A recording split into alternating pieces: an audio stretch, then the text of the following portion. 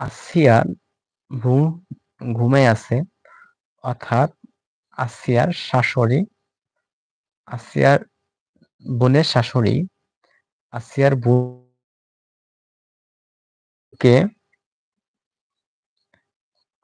বোনকে এসে ভাত দিয়েছেন যে ঘুমের ঔষধ খাইয়ে আসিয়ার বোন অসুস্থ ঘুমিয়ে পড়েছেন। আসিয়ার বোন যখন ঘুমিয়ে পড়েছেন, ঘুমানোর পর ছোট শিশু আসিয়াকে তার বোনাই তাকে ঘর থেকে বের করে নিয়ে যেয়ে বাপের রুমে নিয়ে গেছেন এবং ভাই, বাপ এবং বোনাই অর্থাৎ ৩ বাপ বেটা ৮ বছরের শিশুকে ধর্ষণ করেছে।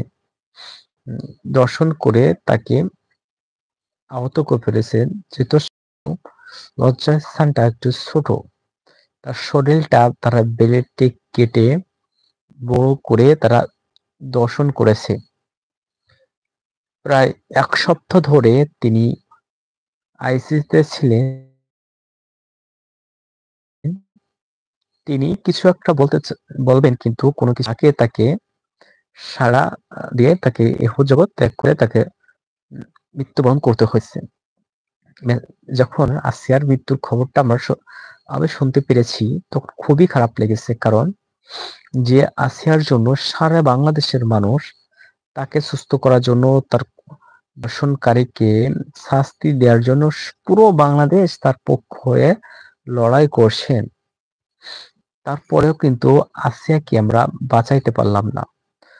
দেখেন, আজকে একজন আসিয়া ধর্ষিত হয়েছেন, আপনারা হয়তো পুরো বাংলাদেশের মানুষ সেটাকে নিয়ে দুঃখ প্রকাশ করছেন এবং এটাকে নিয়ে আপনারা অনেকে মজা করছেন। কিন্তু আজকে কিন্তু একজন আসিয়া ধর্ষিত নয়, আজকে একজন বোন ধর্ষিত, একজন নারী ধর্ষিত হয়েছে। এটা অবশ্য মনে রাখতে হবে, একজন নারী ধর্ষিত হয়েছেন। দেখেন, যে দেশে নারীদেরকে পূজা করা হয়, মা বলা হয়, ঠিক আছে, নারীদেরকে দেব, হিন্দুরা বা আমাদের দেশে হিন্দুরা যে নারীকে পুজো করে, সে নারীকে দর্শিত হয়েছে। আজকে সমাজটা কোথায় চলে গেছে? কোন সমাজে বাস করছি যে নাবালক শিশু আসিয়ার মতন ছোট একটা বাচ্চাকে আমরা বাঁচাইতে পারলাম না, ছোট একটা বাচ্চাকে ধর্ষণের হাত থেকে আমরা রক্ষা করতে পারলাম না। আজকে বলে থাকি যে এই দেশটা আমরা স্বাধীন করে ফেলেছি, এই করে ফেলেছি। ভাই, কি স্বাধীন, কি কচুর স্বাধীন করেছেন? যে দেশে এখনো হায়নাদের মতন, আসিয়ার মতন ছোট বাচ্চাকে এখনো ধর্ষিত করা হয়, যে দেশে হাসিয়ার মতন ছোট বোনকে দিনের পর দিন ধর্ষিত করা হয়, যে বিচার আমরা করতে পারি না, যে বিচারগুলো আমরা করতে পারি না এখনো, সে দেশে আমরা কি এমন অর্জন করে ফেলেছি, কি এমন করে ফেলেছি যে বলতেছি যে আমরা এই করেছি তাই করেছি। ভাই, আমরা কিছু করতে পারি নাই, আমরা কিছু করতে পারি নাই, ঠিক আছে?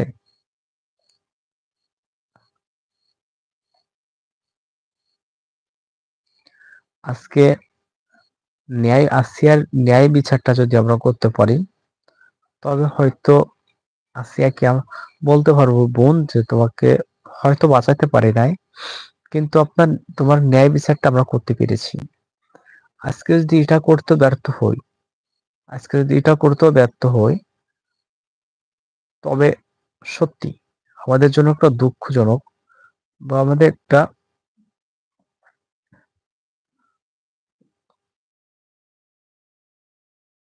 কষ্ট লাগবে।